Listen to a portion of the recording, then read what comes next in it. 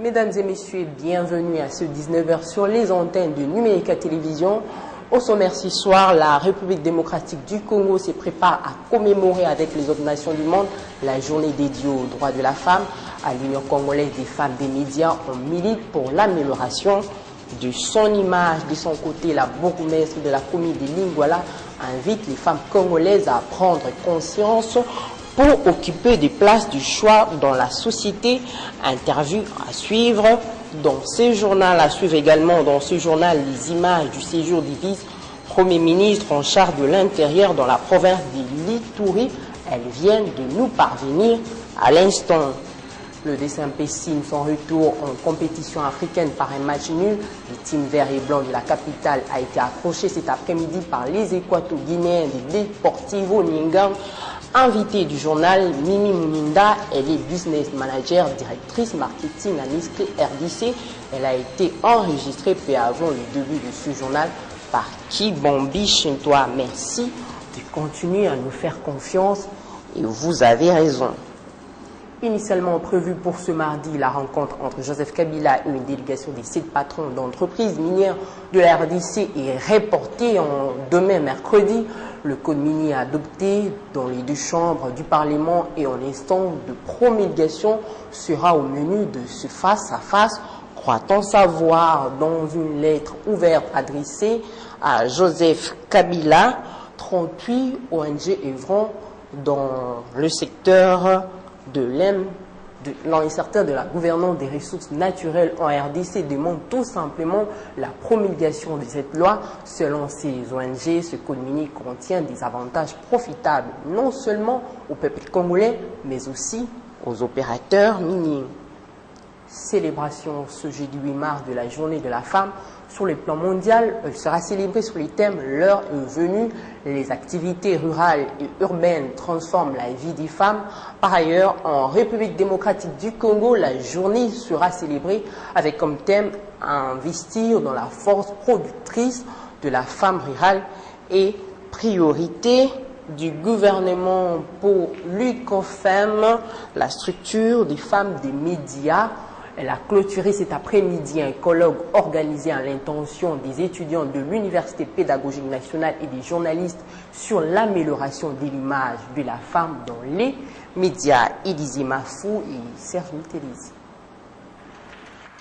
Le caractère symbolique du mois dédié à la femme a poussé l'UCOFEM à réunir du lundi 5 au mardi 6 mars étudiants de l'UPEN et professionnels des médias sur la matière qui consiste à soigner l'image et la prestation de la femme dans le média. Les participants ont été formés et informés sur la nécessité de garder une bonne image de soi et celle de la femme dans le média. Et ce qu'on a retenu et qu'on a tous besoin à un moment donné de notre vie de travailler sur notre image, pour que nous puissions communiquer quelque chose. Et comme c'est le mois de la femme, nous devons donc travailler sur l'image de la femme. Que chaque personne, que chaque femme puisse prendre conscience de ce qu'elle est pour dire que qu'est-ce que je peux communiquer, qu'est-ce que je peux refléter dans ma famille, dans mon travail, dans tout ce que je fais. Donc c'est au fait ça, ce que nous avons retenu de ces colloques et tout le monde est concerné. Pour clore ces colloques, l'UCOFEM a remis les prix Mama Ewaso, prix qui consiste à encourager tous ceux qui excellent dans la promotion de la femme. Le sens que nous donnons au prix, c'est que nous devons chaque fois chercher à nous distinguer. Et le prix sera décerné aux journalistes, hommes et femmes, sera décerné aux institutions ou aux maisons de presse qui vont se distinguer dans le travail de promotion des droits des femmes et l'égalité des sexes. L'image de soi passe aussi par un style vestimentaire propre et responsable, l'a souligné Viviane Koning, conseillère en matière d'habillement. La bourgmestre de la commune de Lingwala déplore cependant la faible représentativité des femmes dans la territoriale. Elle invite à cette occasion la femme congolaise à prendre conscience de ses droits. Élysée Mafou, Tapilutunu et Eric Ndongala. D'entre deux jeux, la bourgmestre de la commune de Lingwala love les qualités de la femme congolaise. Pour elle, la femme congolaise s'occupe de tous les problèmes de son foyer. La femme congolaise est une femme forte, est une créature à 1000 bras. Et réfléchit à la place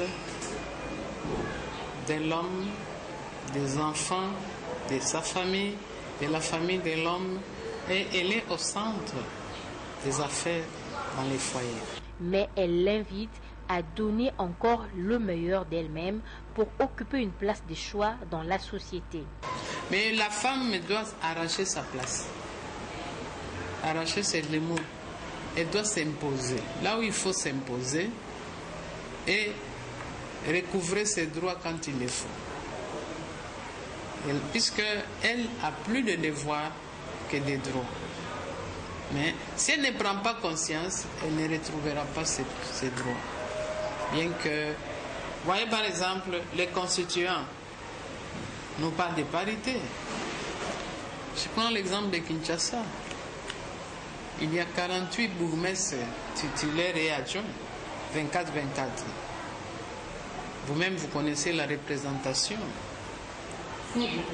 Très faible, même pas 25%. En RDC, la journée de la femme sera célébrée sous le thème « Investir dans la force productrice de la femme rurale, priorité du gouvernement ». Et pour ce jeudi 8 mars, la plupart des femmes vont s'habiller en pagne pour célébrer leur journée. Les couturiers sont au four et au moulin. Nous sommes allés visiter un petit atelier de couture dans la municipalité de la Gombe, histoire de nous rendre compte de l'affluence des clientes. La suite en images.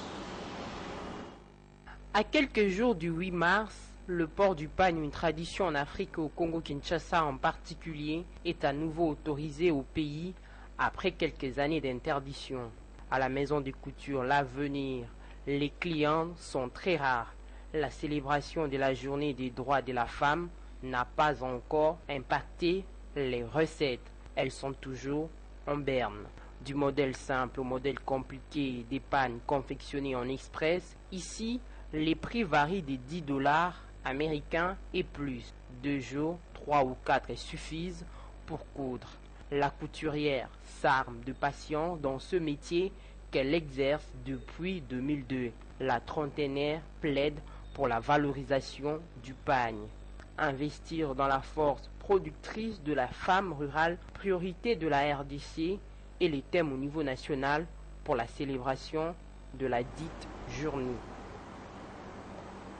En justice, la Cour pénale internationale doit rendre ce jeudi son jugement en appel sur les réparations des millions de dollars contestés par l'ex-chef des milices congolais Germain Katanga, les jugeant non proportionnel au rôle qu'il a joué dans des attaques en Ituri, comme vous le savez, condamné en 2014 à 12 années de détention pour complicité de crimes de guerre et des crimes contre l'humanité. Germain Katanga avait facilité et coordonné l'approvisionnement en armes des membres de sa milice qui avait attaqué le 24 février 2003 les villages de Mbokoro en Ituri, tuant environ 200 personnes par balle ou à la machette. Le vice-premier ministre en charge de l'intérieur séjourne dans la province de l'Ituri. Henri Mouva Sakani est allé s'enquérir de la situation sécuritaire dans le territoire de Ndjungu où des personnes ont été massacrées par des miliciens la semaine dernière. Les détails dans ce reportage. Les nouveaux patrons de la territoriale et à pied d'œuvre dans la province orientale depuis le dimanche 4 mars.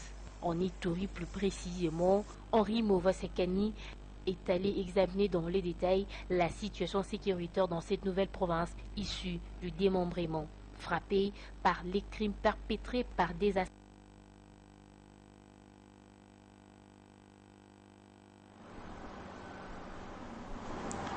Nous agendons dans nos prochaines éditions. Le ministre d'État en charge du commerce extérieur a suspendu pour une durée de 6 mois l'importation du sucre brun dans la partie ouest du pays.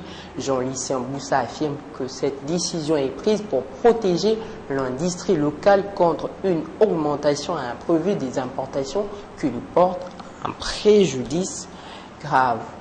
À l'université de Kinshasa, une autre thèse d'agrégation vient d'être soutenue à la faculté de médecine par le chef des travaux Emmanuel Nzaou Goma du département de gynécologie obstétrique autour des adhérences péritonéales. Élysée Mafou et Emanitango. L'auteur de la thèse le reconnaît. La physiopathologie des adhérences péritonéales demeure obscure à ce jour, du fait de son caractère complexe faisant intervenir plusieurs voies métaboliques dont celle de la coagulation et de l'immunité. D'où la difficulté à réduire leur incidence. C'est pourquoi un accès particulier doit être porté sur la prévention des adhérences post-opératoires plus fréquentes et prédictibles. Parlant des adhérences en général, toute personne peut être concernée, mais en ce qui nous concerne, puisque nous faisons essentiellement la gynécologie, nous avons parlé de ces anomalies chez les femmes. Voilà. À la population, c'est déjà de savoir que les interventions chirurgicales sont à la base de beaucoup de problèmes. Il faut qu'une femme ou un homme en général qui se fait opérer comprenne pourquoi cet homme-là va être opéré et quelles sont les conséquences après pour que la décision vraiment de l'intervention soit une décision vraiment incontournable. En ce moment-là, on opère parce que beaucoup de gens maintenant commencent à opérer les femmes alors que ce n'est pas vraiment nécessaire. Avec tout ce que nous pouvons avoir comme conséquence, il y a lieu de vraiment bien poser le problème qui va nécessiter alors une chirurgie. Donc la population doit s'adresser aux gens, surtout lorsqu'il s'agit de la ville de Kinshasa. Il y a des spécialistes dans certains domaines. Il est préférable que la population s'adresse d'abord aux médecins, mais avec le temps, voir comment on peut atteindre les spécialistes dans le domaine pour la prise en charge. L'étude faite par ailleurs peut sortir qu'une importante proportion des femmes n'ayant jamais été opérées présentent des adhérences péritonéales, laissant soupçonner leur origine infectieuse. Un mot de sport. Après 5 ans d'absence, le DSMP a signé cet après-midi son retour en compétition africaine par un match nul. Le club entraîné par Ortiz Ngoma a été tenu en échec par Deportivo Niafan de la Guinée équatoriale. Les deux équipes se sont séparées sur le score d'un but partout. Le match retour se jouera dans 10 jours. Pour se qualifier, le team vert et blanc de la capitale doit impérativement s'imposer ou faire un match nul de plus ou de 2 buts. Et ce mercredi à Lubumbashi, le tout-puissant Mazembe va recevoir en 16e de finale aller de la Ligue des champions de la CAF, l'Union Deportivo du Mozambique, et en Coupe de la CAF, l'ASV Club sera reçu par Difa du Maroc. Maniema Union de Kindu jouera en Algérie ce mercredi. Que pensent alors les amoureux du ballon de la capitale pour ces deux rencontres très importantes pour le représentant congolais, j'allais dire. Réponse dans ce reportage réalisé par Junior Bompema. Ce mercredi, dans son entre de Kamalondo, le TP Mazembe reçoit le club mozambicain de Niao Desportivo do Songo, une équipe presque inconnue de la scène du football africain qui visiblement ne fait pas le poids devant le Corbeau le Choix au vu du palmarès. Mais le terrain demeure une toute autre réalité. Qui s'ouvre pour l'ASV Club et le tout-puissant Mazembe, deux équipes qui sont habituées et qui se recherchent à rentrer sur l'échiquier continental par rapport à la Ligue des Champions, parce que Mazembe a gagné la Coupe de la CAF, mais nous voulons que la coupe la plus prestigieuse de l'Afrique nous revienne comme c'était en 2009 et en 2010. Et le club qui joue au Maroc, il a tous les pronostics possibles, parce que l'équipe contre laquelle elle est opposée est une novice sur le plan africain, sur le plan compétition africaine, mais on ne peut pas le minimiser, c'est le football. Cela doit se jouer directement dans le moral des joueurs qui sont obligés de faire les résultats déjà ici. Et les joueurs doivent prendre à bras le corps le match dès le début. Pourquoi pas marquer peut-être 2 ou 3 buts d'avance. De son côté, l'AS Club de Kinshasa sera reçu par Difa Hassani El Jadida, le club dans un déplacement presque périlleux et dans l'obligation de réussir un résultat positif dès le match aller afin que la manche retour ne lui soit pas une mission compliquée au stade des Martyrs de Kinshasa. En Ligue des champions de l'UEFA, le Paris Saint-Germain reçoit tout à l'heure le Real de Madrid en 8e de finale retour de la Ligue des champions après sa défaite 3-1 au match aller. Le club de la capitale française, sans sa star Neymar, veut renverser le double tenant du titre. Place à présent à la revue de presse. Les journaux parus ce mardi dans la capitale ont été sélectionnés et commentés par Hermione Yanvo. Revue de presse. L'actualité reste dominée par la rencontre des opérateurs miniers auprès du chef de l'État. Selon les sources du Forum des As, 7 patrons des entreprises minières opérant en RDC vont faire valoir leur point de vue en rapport avec le nouveau code minier récemment adopté au Parlement. Ces 7 patrons proposent une réouverture des négociations avec l'État congolais sur certaines matières. Ce qui fait dire à la prospérité que le président de la République n'a pas droit à l'erreur. Le nouveau code minier, selon certaines indiscrétions, inquiète les entreprises minières opérant en RDC. Toutefois, ces codes devraient équilibrer le partage des revenus extractifs entre les investisseurs et les trésors publics. Le journal précise que les dispositions qui les dérangent sont notamment la suppression de la clause de stabilité de 10 ans, la surtaxation des superprofits, la hausse de la redevance minière de 2 à 10%, la réduction de certains avantages douaniers et l'annulation du système d'amortissement hyper rapide sur les capitaux et sur le bien d'équipement. Information confirmée par le courrier de Kinshasa au journal d'ajouter qu'il est question pour le pays de revoir l'ensemble de la politique minière pour lui permettre de tirer réellement profit de l'exploitation de ses ressources naturelles. Ce qui explique la tendance au durcissement dans l'octroi ou dans le respect de la procédure liée à la délivrance des titres miniers observés dans le nouveau code minier. Autre chose à faire aussi, Mukendi, 2 versions contradictoires s'affrontent. Toutefois, la tempête des tropiques affirme que l'avocat de la famille a précisé que le résultat de l'autopsie du corps ont été transmis à l'auditorat militaire, mais ils ne seront relevés aux parents du défunt qu'après la phase pré-juridictionnelle. L'avenir revient sur la formation des journalistes en cette période de crise politique. Les professionnels des médias sont invités à l'impartialité, à l'humilité et à la responsabilité. Le phare braque ses projecteurs sur le dossier Maison Schengen. Le journal précise que des pourparlers sont en cours entre Kinshasa et Bruxelles en vue de remettre les choses au point pour le bénéfice de toutes les parties. Un mot d'éducation dans cette revue. Le même journal nous renseigne que les 6 enseignants séquestrés par les étudiants de la Polytechnique de Linikin ont été libérés par la police. À la base de la colère des étudiants, la délibération de 25 sur 2000 participants à la première session.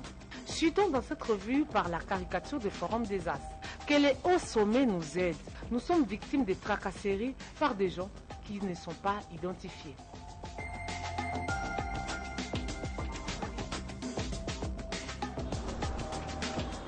Vous n'allez pas attendre sûrement demain pour l'élément de ministre des Affaires étrangères, du vice-premier ministre en charge de l'Intérieur qui séjourne dans la province d'Ituri. Henri Mouvasakani est allé s'enquérir de la situation sécuritaire dans les territoires des Tchumbu où des personnes ont été massacrées par des miliciens la semaine dernière. Les détails dans son reportage. Les nouveaux patrons de la territoriale et à pied d'œuvre dans la province orientale depuis le dimanche 4 mars. En Ituri plus précisément, Henri Mouvasakani est allé examiner dans les détails la situation sécuritaire dans cette nouvelle province issue du démembrement. Frappée par les crimes perpétrés par des assaillants non encore identifiés dans le groupement de Daoura, dans les territoires des Djourou. Des affrontements qui ont fait plusieurs pertes en vies humaines. Il est question très rapidement d'évaluer la situation avec les autorités provinciales, de cerner la question et de ne pas laisser s'étendre cette zone d'insécurité. Très rapidement, la réaction des forces de sécurité a été telle qu'on a contenu la situation, mais il faut faire progresser le périmètre de paix.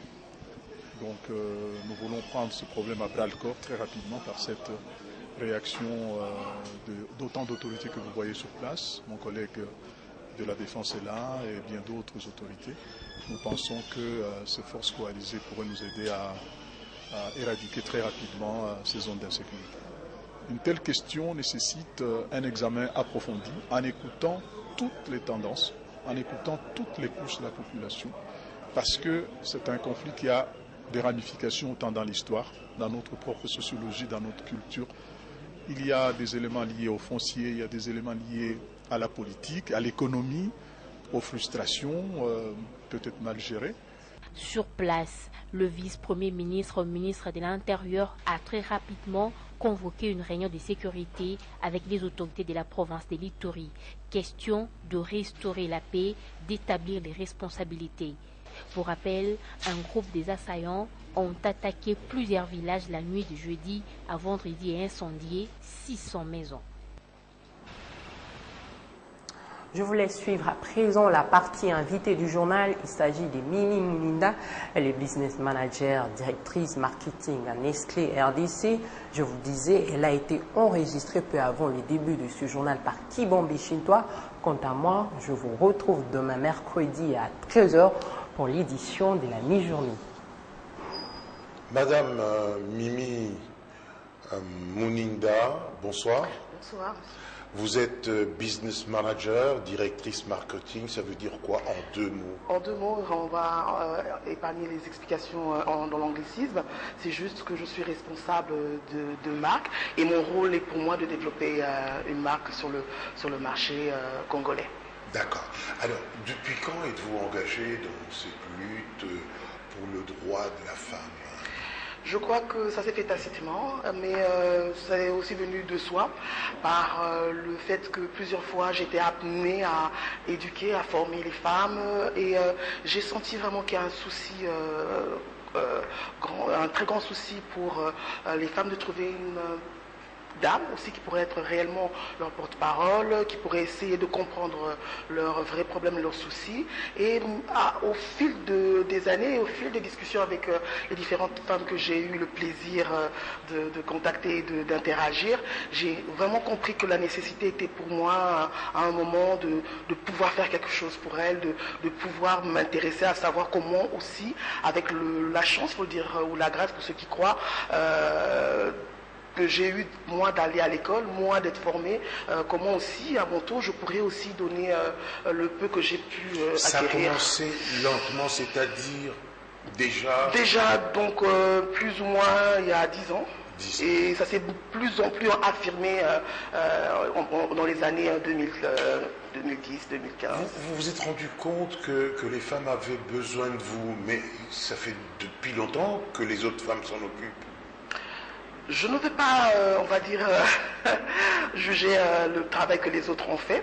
Je pense qu'elles ont essayé de contribuer à leur manière.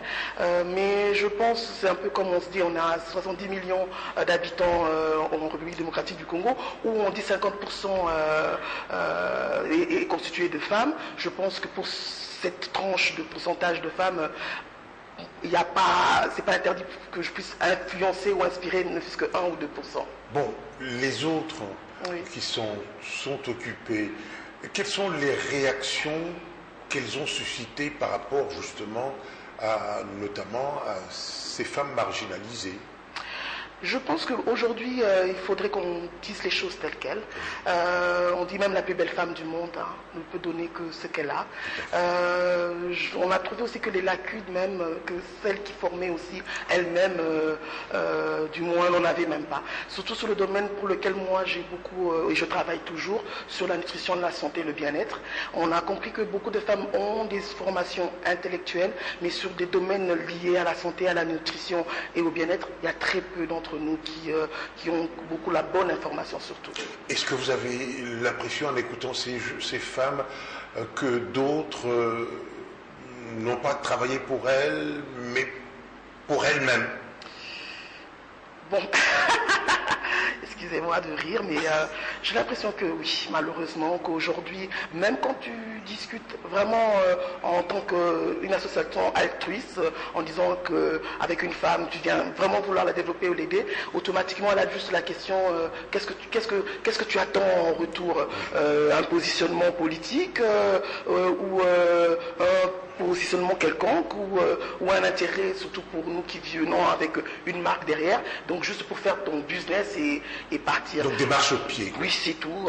Et aujourd'hui, de plus en plus, on veut peut-être aussi initier les femmes à se dire qu'au-delà d'être, vous l'avez dit, des marches au pied, elles peuvent être elles-mêmes aussi initiatrices de leur propre développement. Alors comment vous y prenez?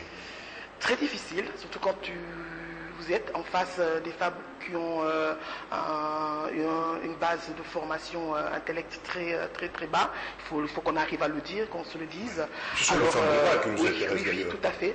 Donc il faut commencer d'abord par comprendre leurs problèmes, essayer d'adresser des réponses ciblés, mais qui vont vraiment à résoudre leurs problèmes premiers ou leur problème primordial pour eux, c'est l'éducation des enfants, l'alimentation des enfants, la santé des enfants, et puis peut-être par après maintenant essayer de dire au-delà du fait que tu as le rôle, on va dire, d'être maman et tout, il faut aussi penser à toi en tant que femme, d'où aussi pour moi l'idée d'avoir une idéologie qu'on appelle femme étoile.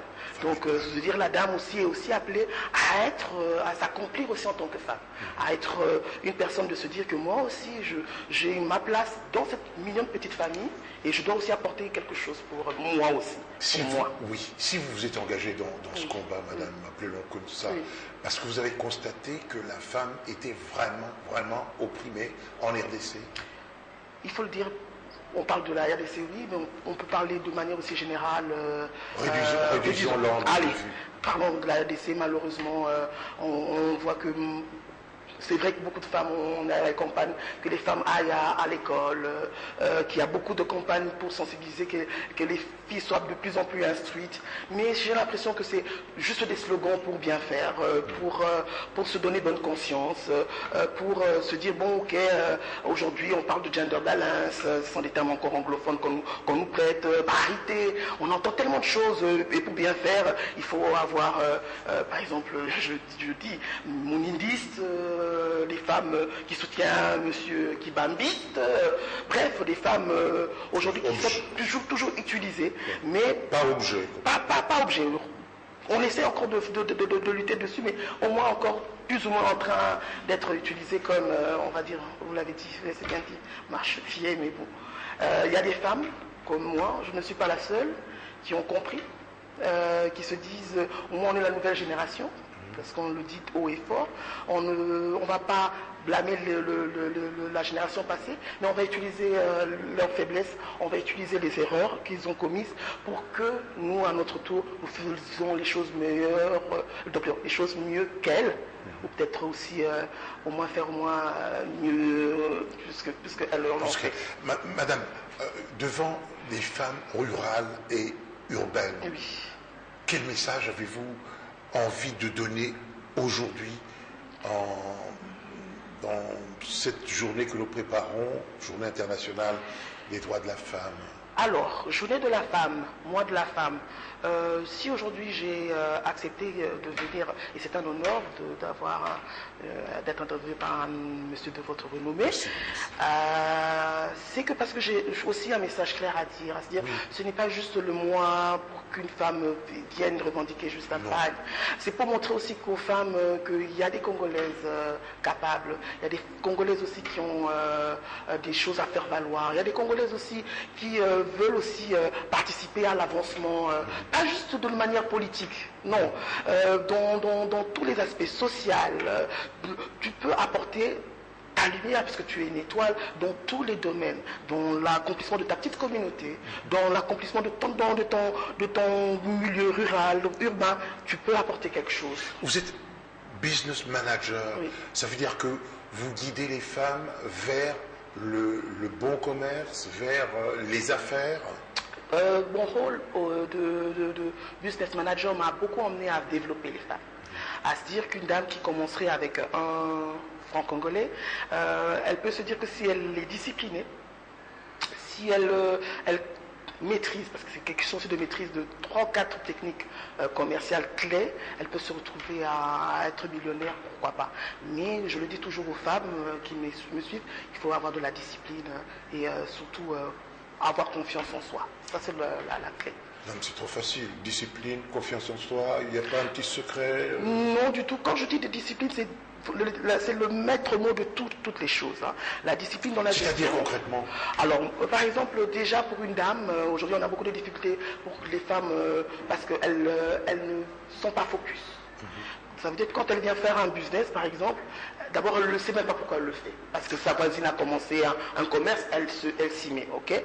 Parce qu'aujourd'hui, par exemple, il y a tellement de problèmes, il faut se mettre dans l'informel. Elle commence à se faire son business dans l'informel, sans se dire que ce business, est-ce que ça va me tenir pendant 1 année, 6 mois? Automatiquement, c'est juste le now, le maintenant. Elle ne voit pas ce que ça peut lui apporter demain ou après-demain. Mais ce business-là, aussi petit que c'est, ça nourrit de famille.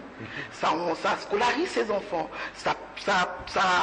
Elle pourvoit à la bonne santé, à l'avancement aussi de la communauté, puisqu'elle paye quand même aussi des patentes, même aussi du pays. Donc aussi peu que la contribution qu'elle a, donc elle est aussi un maillon important et fort pour même l'avancement du pays. Alors quand vous dites ça à une dame, c'est déjà une prise de conscience en disant, tiens, juste le fait que je vends du pain, juste le fait que je vends mes bouillons culinaires, ou juste parce que je fais ma petite popote, je peux développer aussi un pays. C'est juste ça, susciter à une dame à se dire que tu n'es pas là juste pour être là, tu n'es pas là juste au hasard, comme le lingalophone aime le dire. On n'est pas juste venu, on va dire, accompagner. Non. Là, j'aurai tous les chrétiens sous mon dos. On peut dire que la femme est l'aide. Ok, l'aide semblable ne veut pas dire que tu es. Ça veut dire que tu participes. Moi, j'aime dire l'homme c'est la tête, mais la femme c'est le cou. Donc c'est la femme qui dirige la tête, qui va dire on part à cette direction et on va. Vous êtes dangereuse, vous êtes une révolution. Du tout. J'accepte tous les qualificatifs, mais pas de révolutionnaire. Plutôt, moi, je préfère le mot d'une personne qui éveille les consciences. Et si c'est des consciences féminines, pourquoi pas? Alors, descendons un peu, parce que le débat est très élevé là. Bon, le PAN vous a été imposé par l'homme.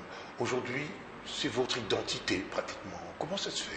Vous acceptez tout ce que nous vous proposons, nous vous imposons? Aujourd'hui, le débat PAN, très intéressant, très houleux.